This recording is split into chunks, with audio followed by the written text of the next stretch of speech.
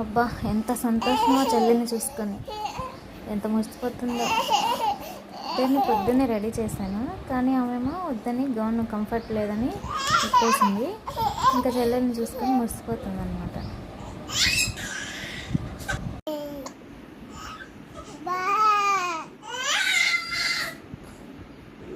Cute ఉంది కదా బుడ్డది.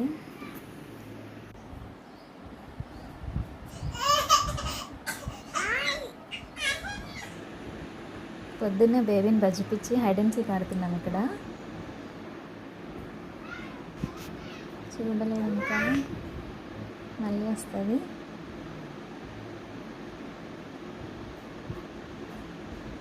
ఇద్దరిని రెడీ చేసుకొని ఒకటే ఫోటో తీసుకుందాం అనుకున్నాం, కానీ కుదరలేదు. చూసినట్టుంది, చేసేసింది.